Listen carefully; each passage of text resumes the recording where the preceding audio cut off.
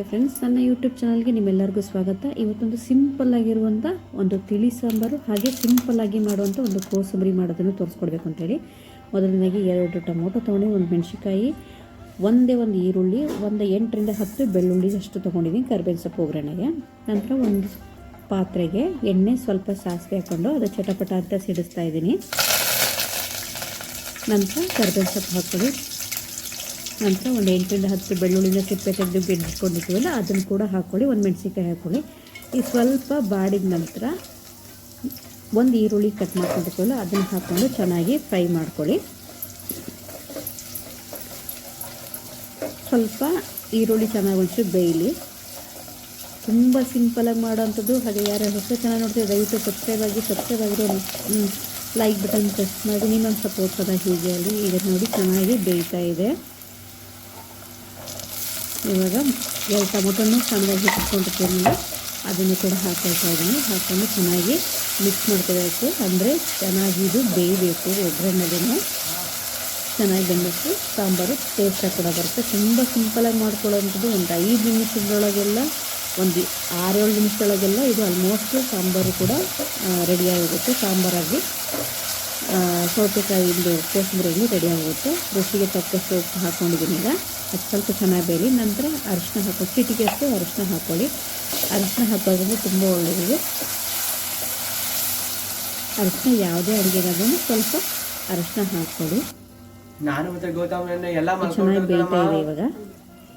ನಂತರ ಏನು ಖಾರದ ಪುಡಿ ಹಾಕ್ಕೊಂಡಿರ್ತೀನಲ್ಲ ಅದನ್ನು 1 ಸ್ಪೂನಷ್ಟು ನಾನು ನೀರಲ್ಲಿ ನೆನೆಸಿಟ್ಕೊಂಡು ಹಾಕ್ಕೊಳ್ತಾ ಇದ್ದೀನಿ.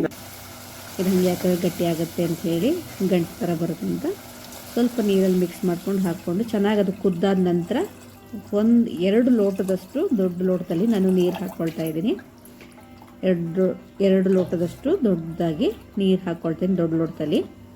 ಸೊ ಇದು ಸ್ವಲ್ಪ ಚೆನ್ನಾಗಿ ಕುದೀಲಿ.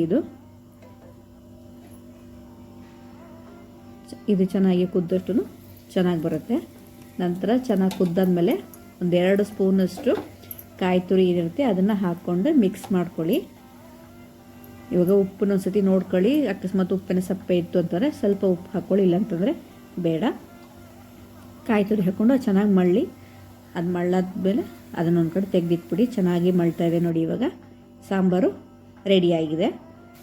ಸೊ ಇವಾಗ ಬನ್ನಿ, ಒಂದು ಸಿಂಪಲ್ ಆಗಿರೋಂಥ ಒಂದು ಕೋಸಂಬರಿ, ಅಂದರೆ ಇನ್ಸ್ಟೆಂಟಾಗಿ ಮಾಡ್ಕೊಳ್ಳೋಂಥ ಒಂದು ಕೋಸಂಬರಿನ ತೋರಿಸ್ಕೊಡ್ತೀನಿ. ಒಂದು ಸೌತೆಕಾಯಿ ತೊಗೊಂಡಿದ್ದೆ, ಅದಕ್ಕೆ ತಿಳಿ ಸಾಂಬಾರಲ್ವ, ನೆಂಚ್ಕೊಳ್ಳೋಕ್ಕಾಗಿ ಒಂದು ಸೌತೆಕಾಯಿ ಇತ್ತು. ಸೌತೆಕಾಯಿನ ಸಣ್ಣದಾಗಿ ಹೆಚ್ಚಿಟ್ಕೊಂಡಿದ್ದೀನಿ. ಸಿಪ್ಪೆಲ್ಲ ತೆಗೆದು ಸಣ್ಣದಾಗಿ ಹೆಚ್ಕೋಬೇಕು. ಈ ಥರ ಸಣ್ಣದಾಗಿ ಹೆಚ್ಚಿದ್ರೆ ಚೆನ್ನಾಗಿ ಬರುತ್ತೆ. ಊಟಕ್ಕೆಲ್ಲ ನೆಂಚ್ಕೊಳ್ಳೋಕ್ಕೆ ತುಂಬ ಚೆನ್ನಾಗಾಗುತ್ತೆ. ನಂತರ ಕಾಯಿ ತುರಿ ಹಾಕ್ಕೋಬೇಕು. ಅಂದರೆ ಒಂದು ಅರ್ಧ ಹೋಳು, ಅಂದರೆ ಆ ಸಾಂಬಾರಿಗೂ ಮತ್ತು ಇದಕ್ಕೆ ಅಂದರೆ 1 ಹೋಳು ಬೇಕಾಗುತ್ತೆ. ಸೊ ಒಂದು ಸ್ವಲ್ಪ ಕಾಯಿ ತುರಿ ತೊಗೊಂಡಿದ್ದೀನಿ. ಕಾಯಿ ಚೆನ್ನಾಗಿ ಸಣ್ಣದಾಗೆ ತುರ್ಕೊಳ್ಳಿ.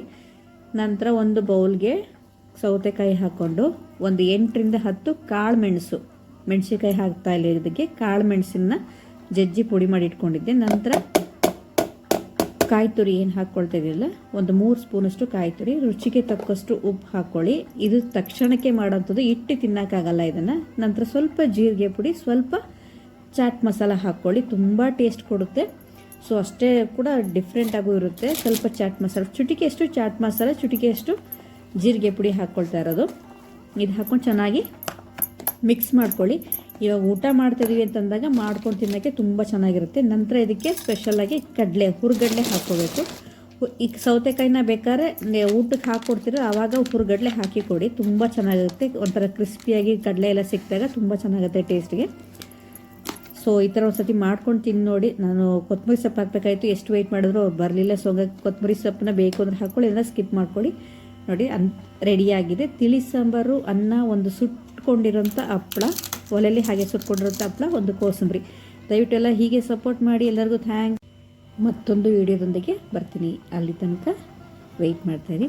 ಧನ್ಯವಾದಗಳು ಎಲ್ಲರಿಗೂ. ನಮಸ್ಕಾರ.